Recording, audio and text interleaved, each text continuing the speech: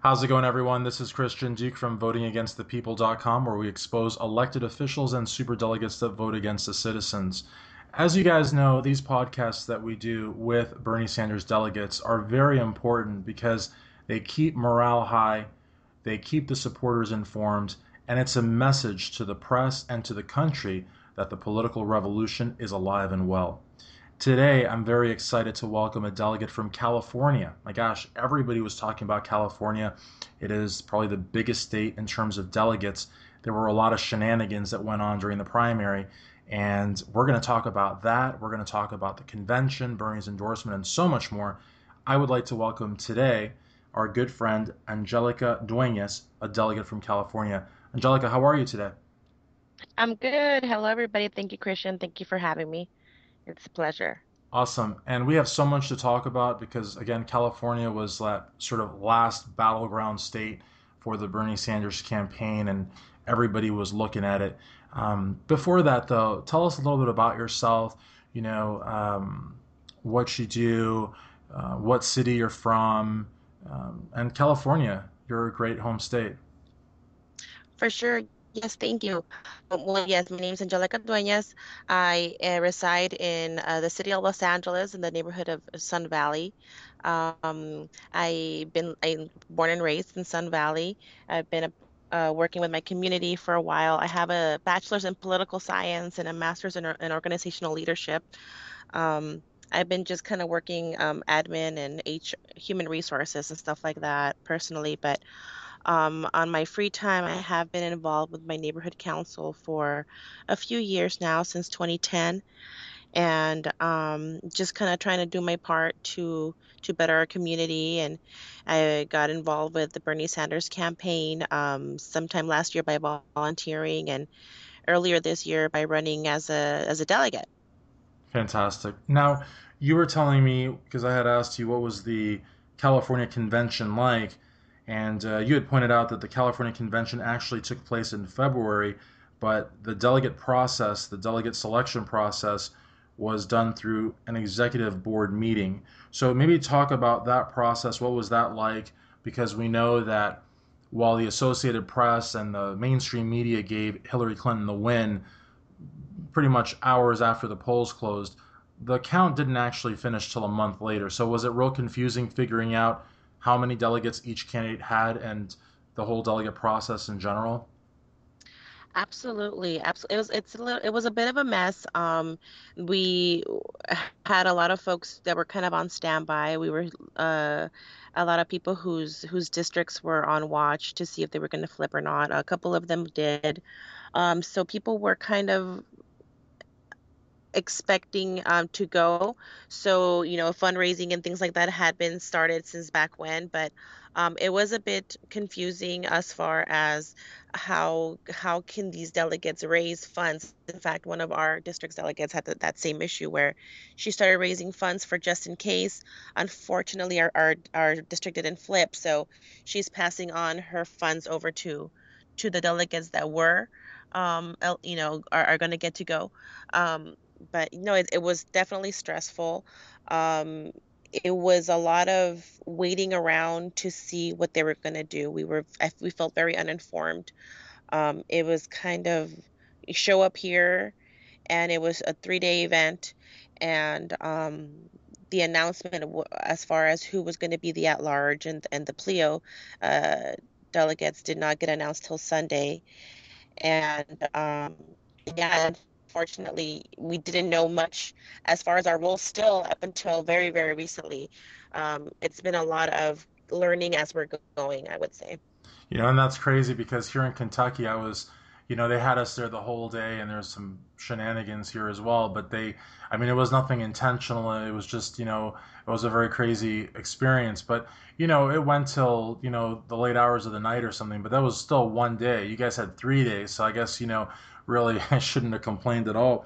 But yeah, and I have to say, too, what are your thoughts with California's semi-closed system? Because, Kentucky's closed, other states are open. Some states have caucuses, but you guys have a semi-closed system.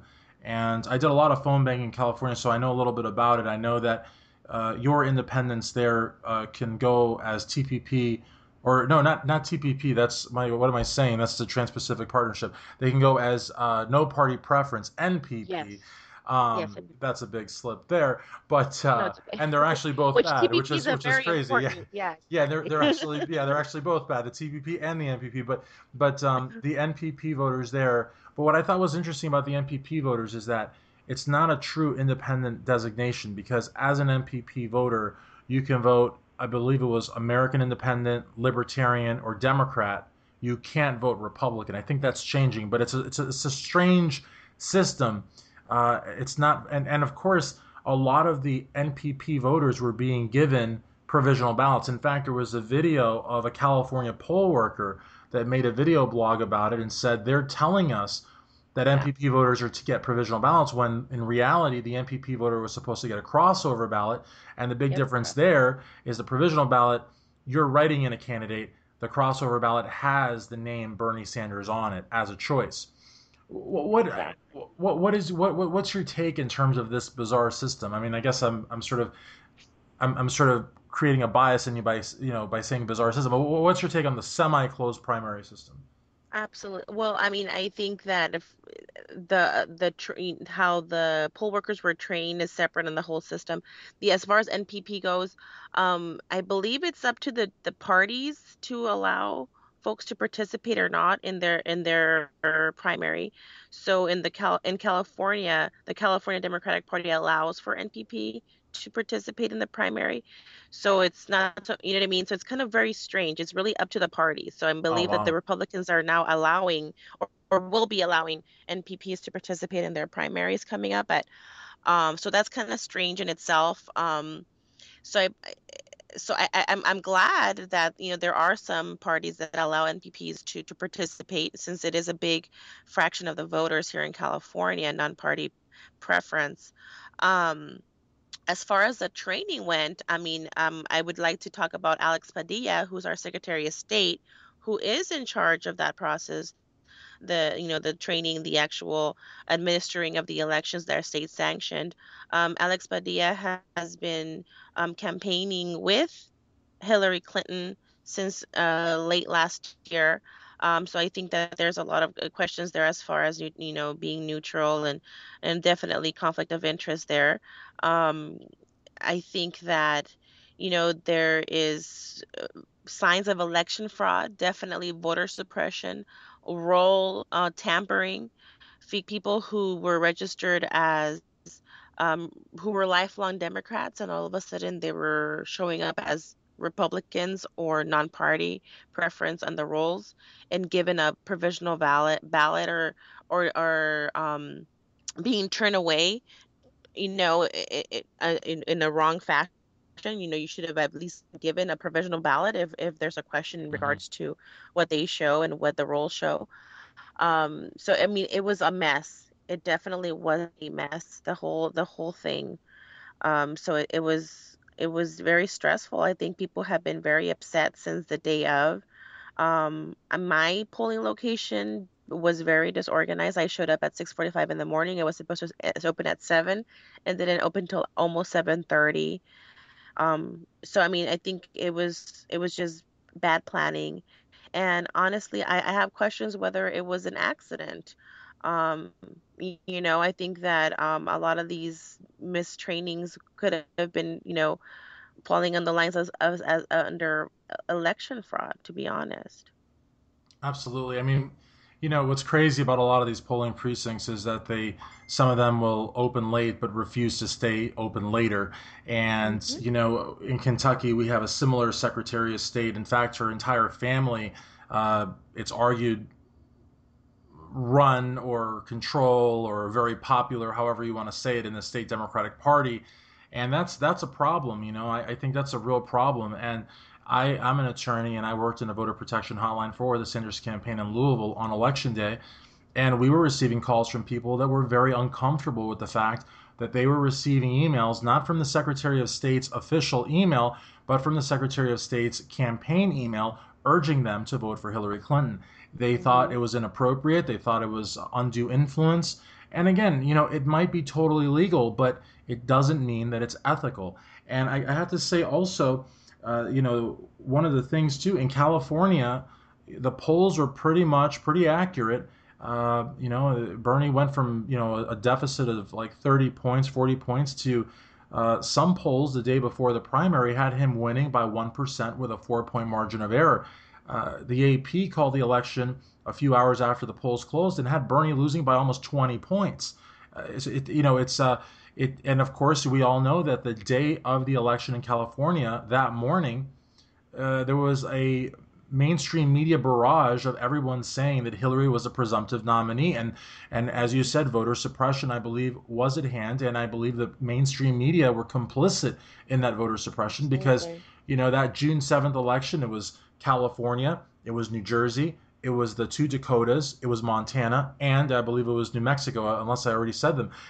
So you had several states, and it was a concerted effort, I believe, to basically break the backs and the moral or the Hmm. morale of the Bernie Sanders movement, and I think it worked to a certain extent because especially with for example, my father called me that morning and said, why are you phone banking? Hillary won. It's like it's really unfortunate that the mainstream media has colluded with certain forces in the Democratic Party to work against Bernie Sanders, but they did. Um, let's talk a little bit again about California. You had mentioned Mr. Padilla there, who unfortunately I would have to agree with you. I would have some misgivings about his activities during the whole process. But let's talk about your governor Jerry Brown, who Hmm. in 1992 called Bill Clinton "quote unquote" the king of sleaze and ran a campaign very similar to that of Bernie Sanders. Actually, went all the way to the convention in opposition to Bill Clinton. And let's also talk about your state senator, Barbara Boxer, who we, of course, can't forget what she did in the Nevada convention there and "quote unquote" feared for her safety. What's your take on these individuals? I mean, I think it's definitely disappointing, especially with Jerry Brown. I was kind of surprised when his letter came out endorsing Hillary Clinton, especially with the whole history there between him and the Clintons. Barbara Boxer, not surprised really. I kind of found it hilarious that she claimed to be fearing for her life, yet she was flipping off the crowd Yeah. and being very condescending. So I just think that it's ridiculous. It's a circus. I think it's I don't know if it's because there's more cameras nowadays. I I just I don't know. It's just kind of almost hilarious to watch this go down and seeing everything that's happening and people and the media ignoring the important things. Like they just focus on certain things like the whole time with the Nevada um Melee or whatever convention that there. was. Yeah. It was they were focusing on the Bernie delegates. They were being violent and they're freaking out when in reality, I mean, they did get loud and maybe a little boisterous, but I mean, they were completely ignoring what was happening. The meeting was hijacked. It was just like the complete just I mean, democracy was just out the window. People were just in an outrage. Hillary supporters who are people who know what the process is. There's a process to these meetings. You can't just do as you please. There's a process. And it's not really impossible to know the process, especially if you've been involved. And there's people who were just beside themselves. And instead of focusing on what actually happened in the meeting, that the meeting was hijacked, closed without the proper steps, they focused on Bernie supporters getting loud. And I think that they should have, I mean, I think it was not um a bad thing for them to do. I mean, I think it was normal or natural, I should say, for them to have reacted that way. It was an outrage, and I can understand her being maybe a little scared or concerned for her safety, let's say. But bring out, your security. There was so many, sheriffs or what have you, what they had Yeah. right there. There was a whole line of them. Yeah. Bring them out. You know what I mean? But go through the process. I think that it was just very obvious that there was no concern with running the meeting as it should be. There was no concern with following the proper steps and getting things done. Bernie lost delegates that day, and they're trying to make it seem that, this was something that the Bernie people were orchestrating to what? You know what I mean? They Exactly. lost Well, that was the delegates. We did not gain anything that day. Yeah, that was the whole thing with Debbie Wasserman Schultz. I mean, she came out and she said, well, because I believe Bernie said the crowd might have been a little too aggressive, but, and when he said the but, Debbie Wasserman Schultz used that as a PR, smear job, where saying, Senator Sanders isn't, he didn't condemn the violence, as he should have. There was no violence. Someone picked up a chair and put it down, but the American public was subjected to this media barrage once again, the mainstream media colluding with certain elements of the Democratic Party, uh, essentially led by Debbie Wasserman Schultz. And, the Kentucky primary lived through this ensemble, and a lot of people, I believe, their votes were affected because of it. Which is interesting, though, is something that political theorist Charles Grabsky brings up, and that's that the delegate in New York who caned the Sanders delegate, like hit her with a cane, Yes. and nothing was said about that. In Nevada, you had someone pick up a chair and put it down. In New York, you have someone getting hit with a cane. The media ignored it because the mainstream media, is colluding with the forces behind Debbie Wasserman Schultz. At least that's what it appears. Interestingly, Barbara Boxer's approval ratings in California are on the floor. I mean, she's incredibly unpopular, and as you said, she She's was, on her way out, so she's yeah, lucky. and She's on her way out that she's not running for you know re-election. yeah, and the beauty of it is the incredible amount of presidential appointments that Hillary will have if she wins, and she can of course take care of Barbara Boxer if she doesn't get elected, or if she's done with that, or Debbie Wasserman Schultz if she loses to Tim Canova. But it's just crazy because you had the endorsement of Jerry Brown, this endorsement of course by Barbara Boxer. The LA Times endorsed Hillary Clinton, I believe, the day of the primary, which is also completely unexpected. Well, I don't know if it was completely unexpected. I'm not familiar with the LA Times and their politics, but I do know that it's a very, very important newspaper in California. And so you have all these major powers, and then of course you have Padilla on. So it's just like it. As Bernie always said, all of the leaders, the elected officials, and the bigwigs are all against us. So Absolutely. I mean, even our congressional district congressman right here, Tony Cardenas, also who actually happens to be a super delegate. He was, has been endorsing Hillary for a good while now before his, constituents got to vote, before we got to vote, before the votes were counted. sure, Um, Funny enough, actually, um, a group of delegates, including myself and two other delegates in our district, and a few other groups of a group that we are still active. Even though the primary is done for, we're actually still very active in our district. And we actually went to an event where our congressman was holding, and we got to talk to him, and we got it on camera. We discussed like as to why he was endorsing her before the votes were counted, and he went ahead, and we were able to convince him or get him to promise that if our district flipped, that he was willing to flip his vote. Unfortunately, our district did not flip, but we were able to get that, and I think that just goes to show that our super delegates are not as inflexible as one might think. And I think that it's important for delegates to know out there that, we actually do have a lot of influence. And I think that before the convention is done and over with, and our role as a delegate is, concluded, we should go ahead and reach out to the super delegates in a respectful manner, and just discuss what's going on, especially if their constituents voted for Bernie. I think it'll be an easier conversation to have. And other than bringing facts and the fact that re-elections come in, and maybe you'd want to have these active and inspired folks to maybe be behind them and maybe support them versus having to reach out to these corporations that aren't any good, and they probably don't like themselves, you know. So I think it's a very special time right now, and reaching out to the super delegates is something very important. I think that it's something that district and at large and pleos should get together and organize in this coming week. and talk to their super delegate to see if maybe they can get something done when it comes to the convention. If not, switch their vote over to Bernie, maybe over let's talk about the TPP and other important platform issues that we all agree on. Even Hillary delegates, don't want the TPP to go to pass.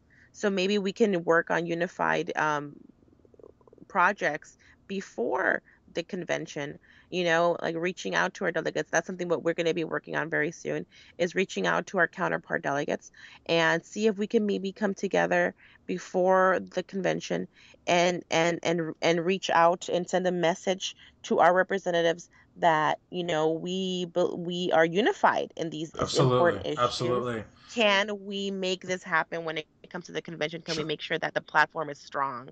you know Sure. I mean, I think dialogue is always great. I think that, um, like a part of me thinks you're being a little naive because you know these people are set in their ways and they don't care about us and this and that. But you are right, and you can't. You can't be opposed to dialogue. You can't be opposed to reaching out and to mutual respect and to, at the risk of maybe sounding a little naive, being idealistic. Because I think you're very idealistic, and I think you have a lot of hope in the system and a lot of hope in the conscience of those super delegates, which is something that many of us in, I would say, the Bernie camp, or at least myself, don't seem to have that sort of faith. So I think it's what you're saying is actually very powerful because I'm almost in the boat where I've sort of resigned myself to the reality that these people don't care about us. You still have that optimism and that faith in their conscience, and that's very important. um Not so much their conscious, to be honest. I think that these people want to stay in their positions, and they're very like, the votes matter. Yeah, And but I think when you said that they may not like these massive corporations that they're working with, maybe I felt like that maybe was a little bit of their oh, conscience. that I think that no, I think that is true. I think that, I mean, like for example, our Tony Cardenas, like his main supporters or contributors are like the gas company, AT&T, this like weird international, like, Yeah, I mean, there's these, with the really strange funders that I'm pretty sure that when it came down to it, I'm sure they would love to be able to get that much money, which is not really that much when you come down to like, Congress races and stuff. I mean, at least locally anyway around here, it doesn't really take that much to run a campaign. And if we the people can show them that we actually are able to fund them, we are able to support them, and they don't have to take money from these corporations. I mean, they work for us. They are, you know what I mean? I really think that we should get rid of all, private funding of elections. I think it should be public, but that's kind of like a different battle in itself. But I think that it is a moral issue at some level, but it also comes down to they want to be reelected and they understand the constituency. And in fact, not only that, we're becoming organized. This whole process has really unified us, at least in my district anyway, and locally. We're becoming very organized to the point that we are a force to be reckoned with. Do you want us on your side or not? I don't want to seem like idealistic, but I mean flip it on them and say like, you know what, we can be with you or, not. And do you want to deal with that? We have time. You know what I mean? We'll remember if you're supporting our guy, our cause, we'll support you. And you know what? We're good at canvassing and we're good at talking and we're comfortable with it and we're mobilizing and we're very, very, very, I mean, it's very very exciting passionate. because Yeah. we're in. I mean, it's very. I mean, we have this group that's growing and growing to the point that we're figuring how we're gonna manage it. Okay, that's to the where we're getting at, and it's realistic because I'm getting to see what's happening. Our groups are getting big, and it's getting to the point that we're like, huh, this is really something that we can make it happen. And between now and November, we can make a whole lot of action happen. And in 2 years, 4 years, 6 years, when these people keep on running, they're gonna get pushed out, or they're gonna get our support. So I think it's just something for them to realize that we're not going anywhere. This Absolutely. isn't something that's just, oh, it's over. I mean, you have some people that are shaking off, but they weren't really part of it anyway. These are people that were not canvassing and they weren't showing up to these meetings anyway. And the people who have been working, they're still working. We're still and Yeah, no, we're and showing I up to these things. We're yeah. getting informed, and it's really becoming a movement. So it's something for us to. Yeah, you're breaking up just a little bit, but I will say though that it is a movement. You know, people are getting word, as you said, that we have a lot of time, we have we have a great memory, and because of the internet, we have the ability to keep these people accountable for the decisions that they make. Whereas in the Mhm. past you'd have to have like a bunch of papers, you'd have to have file For cabinets, sure. and now it's different. And so you also said that we were able to canvas and phone bank. We've got the passion on our side, and also we are able to grassroots campaign. I mean, people are aware what we have been able to do with Bernie Sanders without the mainstream media. It's almost like a punk rock band, or like a just a regular band playing, that makes it without any radio play, without any MTV, without it. That's basically Mhm. us. I mean, we have one show on MSNBC, which is Joe Scarborough, and other than that, there's nothing.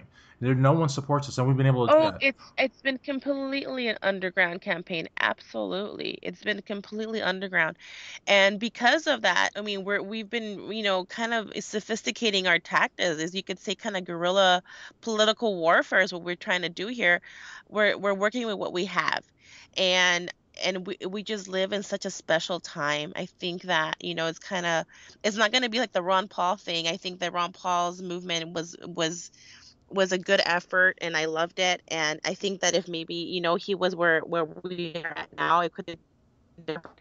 But we're in this very special time with social media, internet, and which is why the TPP is so important. We need to stop that because the TPP is going to prevent us from doing what we're doing. That's the main reason why they're trying to pass that. There's all these things in the TPP that people should pay attention to. Internet Absolutely. neutrality is one Let of the me big let me major ones. ask you a Um, quick. I'm sorry. Go ahead. Go ahead. oh no, no, it's good. Go Well, ahead. no, and I agree with you too, and it's just because you're breaking up just a little bit, and I know that I think you said you're near an airport, and I know like how planes are, like sometimes they like affect Wi-Fi and all that.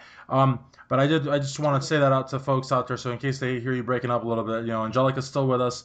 This is one of the little glitches of technology, but we're almost to the point where we could almost like reach out and shake hands over a computer screen. But you're right, and I think it's really important that you mentioned Ron Paul. I have a hell of a lot of respect for Ron Paul. In fact, I have a lot of respect for Gary Johnson, the former governor of New Mexico that's running Libertarian. I can't vote Libertarian because I'll tell you why. Because fiscally, I don't agree with them. In other words, they want to shrink the government to the point that there are no social programs, much less Yeah, I can't universal do that. health care. But Hmm. they are champions of civil liberties, champions of civil rights, and they have an amazing respect for other countries, and their foreign policy is spot on. For sure. Ron Paul's foreign policy. I mean, Foreign policy, Democrats and absolutely. Republicans could take lessons from him. You know what I mean? Hmm. So I think it's but you're right. He had an amazing effort. A couple of times he ran for president, but we're at a different stage now, and Bernie's been able to capitalize. So let's talk a little bit about Bernie's endorsement, because I think that's something that a lot of people are having trouble wrapping their heads around.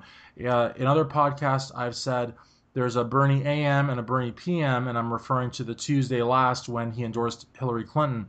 In the morning, it seemed like it was very sugary, it was very gracious, almost, you know, like they had some kind of solidarity going. Hillary, on by her side, was a complete pompous something, because she got up there and I felt, was oblivious to the fact of the campaign she ran, because she said we ran a clean campaign, which she didn't. And then she said something else I thought was incredibly in poor taste. She said, "And by the way, we also accept $27 Uh, contributions," which I thought was, basically like spitting in the face of the worker, because the reality is that many Americans are struggling, and they were able to come together and give whatever they possibly could, and that average happened to be $27 for a woman that's giving speeches for $330,000 to Goldman Sachs for 45 minutes, to say that she also accepts $27 donations, I think is incredibly insensitive to poor and working class people. Then Bernie Sanders PM gave us a delegate phone call where he was a lot more militant, sounded a lot more together, and was talking about us voting for him at a roll call vote, talking about us fighting on the convention floor if need be for certain platform initiatives. In other words, sounded nothing like Bernie AM. So, what was your take, Angelica, as far as Bernie's endorsement this past Tuesday in New Hampshire? Well, I mean, I could say it was definitely, I was devastated, in shock. I was on my drive into work. It was kind of like, don't do it, don't do it. He did it. It was a bit shocking. I mean, I try to just kind of hold it together. I am a delegate, so and everybody knows that. So at work, I was, very neutral and stuff. And I waited until the end of the day to really try and figure out what just happened here. Um, and after the evening call, I felt a lot better. I realized that, all these assumptions that, that maybe we're not going to, continue the presidential race, and maybe we're not going to get to, vote at the convention we're kind of going around, but we realized that no, there will be a roll call vote. The presidential race is still on as far as Bernie's concerned. He's still a candidate. So, I mean, it was definitely it was a wild day, I would say. But I mean, I have a great group of of friends and Berniecrats, I could say, that we all kind of like, we're there for each other. We actually had a meeting that night with our group, and we were talking a lot, and we had guest speakers and stuff. So I mean, it was a great evening, as far as we're concerned, because we felt a whole lot better. Sure. But yeah, it was definitely a rough start that day. It was, and I mean, I mean, how she was, it was just disgusting. It was just so, I mean, I mean, I just couldn't. I had no words. I had no words. She was just so condescending, I felt, and I don't know. I think that it definitely backfired. What Yeah, do you think, and Pat? I just from listening to you and JD Matthews and Susie Talevsky and other delegates. I mean, when we talk about Bernie's endorsement, it's like a tragedy. I mean, it's like a good friend passed away or someone's sick or it's not. I don't know if the desired effect was, it's over. We're finally together. We're going to be one party again. I don't know if that's what they were going for, but I don't know of any delegate that felt that way from our side that was like, wow, we can, hug our Hillary counterparts and everything. We're going to go and beat Trump. Because the reality of the matter is that, with Bernie Sanders, we were offered basically liberation, salvation, a new country. With Hillary Clinton, we're basically offered a pile of crap. I mean, it's the same thing as before. And what's crazy, what I really liked that you said was because you were a delegate, when you went to work, you maintained your composure. You, as a delegate, I feel like we feel like we are, and this is not to take anything away from the supporters, because without the supporters, without the people on Facebook, Instagram, Twitter, without their support, we would fall like a deck of cards. I mean, the reality of the matter is that as delegates, we sort of feel like we are the last line of defense for the political revolution. And so even when Bernie, and I think that's why so many delegates were torn and their stomachs were upset and they were sad and some cried and some didn't know how, and you guys had a group meeting later and speakers, because we look to Bernie. I mean, this is the thing. I can't imagine the position that Bernie's in. I can't imagine the pressure and how he's being pulled in every direction. But Bernie to us, it's really weird because Bernie to us is like our rock. You know what I mean? And we in turn are sort of becoming the rock for the supporters. And For we, sure. you know what I mean? And we're all just, the more difficult, more uphill, more against the odds this revolution becomes, it's like the tighter that we get. And so Absolutely. I agree with that 100%. when you say that you went to work and you clearly were devastated, but you maintained your composure, and people at work know that you're a delegate, know that you're a supporter. it might have been easy for some people to say, "Oh, this Bernie guy sold us out," or "I'm done," or "I'm going to go vote for Jill Stein," or "I'm done with the Democrats." But as a delegate, you maintained face and loyalty and composure. And if anybody had asked you, Angelica, do you still support Bernie Sanders? You would have been like, hell yes, just as much as I did when he won New Hampshire. And see, that's what I think makes the delegates such a diehard group, and why the delegates, I believe, are keeping the fire burning amongst the supporters. And I'm not talking about the posers, because there's posers that, bought a Bernie shirt and a hat and they were all Oh, about for it. sure. And whenever Bernie would lose a state, they were done. They were gone. But Hmm. I mean, and then if he would win a state, they'd come back and whatever. But the diehards, you know what I mean, are the ones that are keeping this revolution going. And as long as the diehards are there, the revolution will live on. Now, the other thing that Oh, I think, absolutely. yeah, and the other thing too, that I mean, I just think it's really important is that you said Bernie did not suspend this campaign, and that's also very important. I mean, he's still a presidential candidate. We're still going to Philadelphia, and we still have an agenda. Now, as far as being a delegate, though, I have to ask you, especially because California was one of the last states, and because of all the confusion, you had even mentioned that a friend of yours that thought she was going to be a delegate turns out did not unfortunately become a delegate Yeah. and passed on her funds to another candidate, which is great. What's fundraising been like for you? Well, definitely not easy. I think that we reached out to friends and family, they kind of do it to support us personally. I feel like a lot of our friends and family, I think that haven't been a part of the whole process are kind of content with whatever Democrat candidate there is. It's kind of sad, but we have a great community of supporters. There are diehards that have been very, very, very supportive, passing our GoFundMe's around, things like that. I would say that I have gotten the most support from people who I have not ever met. I've gotten the most help to fund my trip from people who I've never met.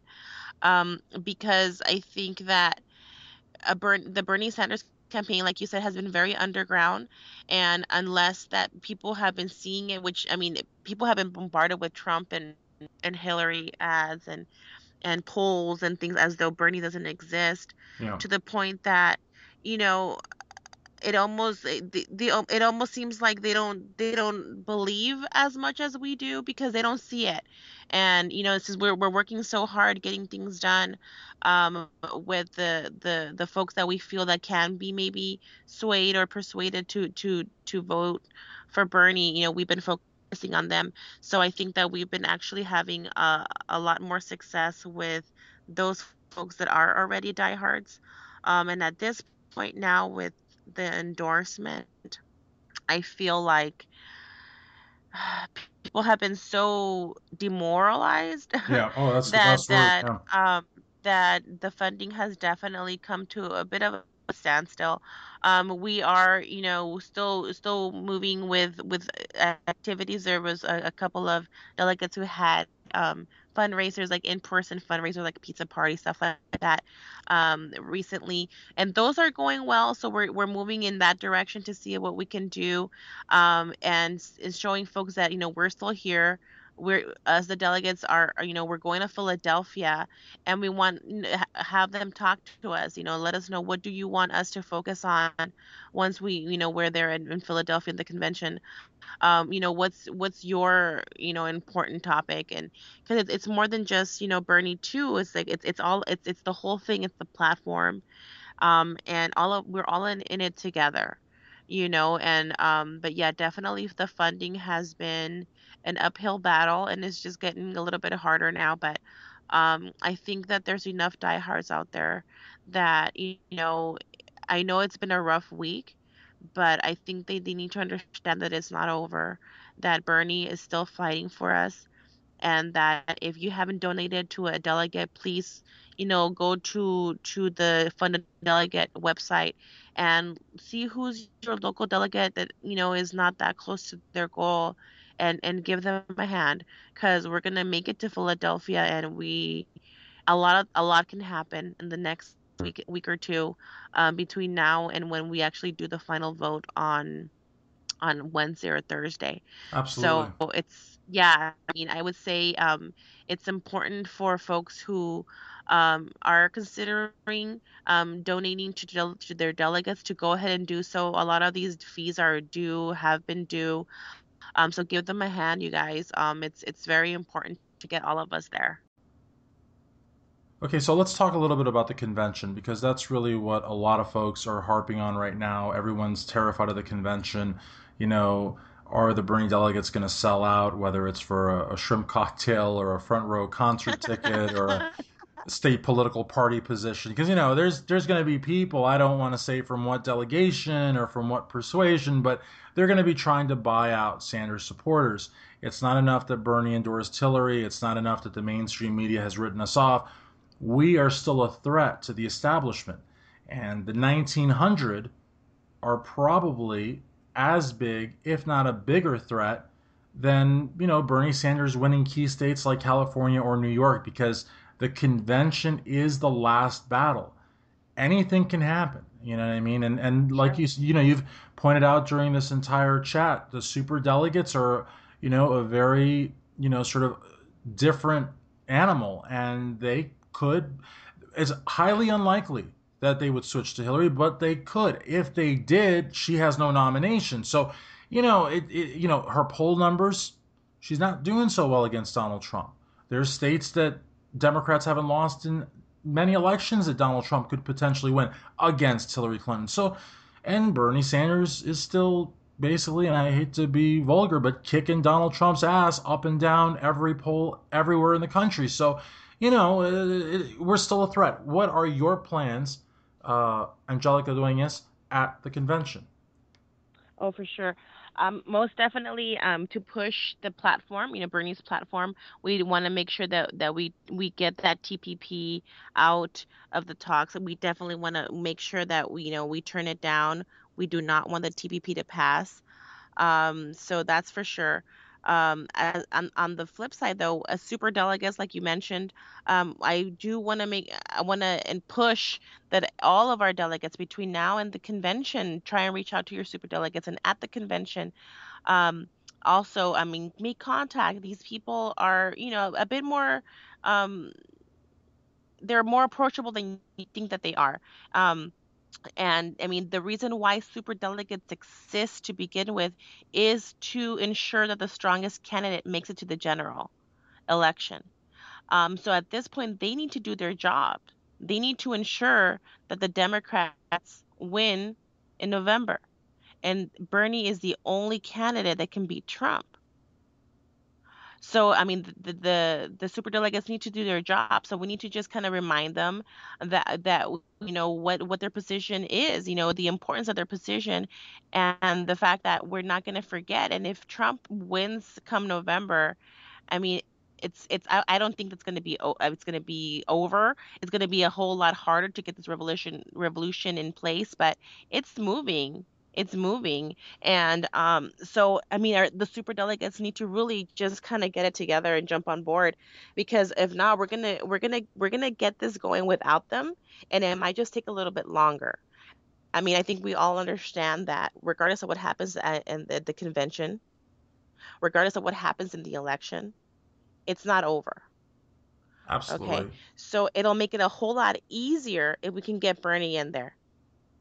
But it's not impossible to make what we want to happen, and we're working on it. So And it's I, just important for the super delegates to just realize that, we are very organized. This is it's a very special movement that we're here that's happening here. And I think that it's a great opportunity for them to jump on board and be a part of it. I think it's great what you said too, and I think it's great too, especially because you believe that the convention serves a role. There's a process. That process is about finding the best candidate for the Democratic Party, not crowning any particular candidate, but the best candidate, and that is Bernie Sanders. He's the only candidate that beats Donald Absolutely. Trump easily. Another thing that you said too is that it our struggle continues on after the convention, and even if Donald Trump wins, our struggle continues on. The only point I want to make, And I really want to make it to the super delegates, the powers that be, the establishment, however you want to describe them. Progressives are going to win in the end. Now, the question is, how is our victory going to come about? We can win now if you give Bernie Sanders a nomination. The American worker, students, and the elderly, are, basically they're in a tough spot. They have to bow down. They're a little demoralized, but they're still standing. If Donald Trump is elected, what that's going to do is it's going to speed up the time that it takes for us to win. Now, some people might say, well, that's a good thing, right? We're going to win faster. Well, not necessarily. The reason it's going to speed things up is because Donald Trump is going to drive this country into the ground. And the people that are going to suffer the most are the people that have the least. So Absolutely. if we are going to, put party unity above the job of the superdelegates, above the job of the convention, which is to find the strongest candidate, if they're going to crown Hillary Clinton because it's what party unity dictates, then what's going to happen is we're going to lose in November. Donald Trump is going to Absolutely. win, and this country is going to be, driven into the ground. It is a foregone conclusion. It's inevitable that progressives will lead this country and will take over the Democratic Party. How and when is entirely up to those superdelegates. We can do it now, and we can win in November, or you can elect this woman. We can lose in November. This country will be in utter chaos, and then we're going to win, and we're going to unite the people. The neocons, Exactly. the DLC Democrats, you are on your way out. You can have one more, nomination if you want, but I just really think that you're going to hurt the American worker, the poor, and the elderly. 100%. Awesome. Well, I'm really happy to hear you. You're so militant and so passionate and so loyal, and that supporters at home, they'll hear this. And what I really like too, Angelica, is instead of saying for people to donate to you, which I think is perfect, and I'm encouraging people to do just that, to donate to Angelica Duenas, but you said to look up local delegates and help delegates that need it, because in all reality, Absolutely. the Sanders campaign, and again, I've said this in different podcasts, there's two entities. There's Bernie Sanders candidate and Bernie Sanders campaign. The Bernie Sanders campaign right now is no longer being run by idealistic, passionate field directors and volunteers at local offices. Right now, there's a skeleton crew. It's paid people basically that work in Bernie Sanders today. Tomorrow they're working for gun control. Tomorrow they're working for green issues, whatever. But they're not the same idealistic kids, of all ages that were working for peanuts because they believed. There's a difference between believing in a revolution and being paid by a revolution. You know what I mean? And so, right now the ball's in our court. Right now it's up to the delegates and the hardcore supporters to just carry on the struggle, because the struggle does continue. I really want to thank you for uh, California Delegate Angelica Duenas. This is Christian Duque, Delegate at Large for Kentucky, votingagainstthepeople.com. Check out this interview. Thanks again, Angelica. Thank you. Thank you. And good night, everybody. Thank you a lot.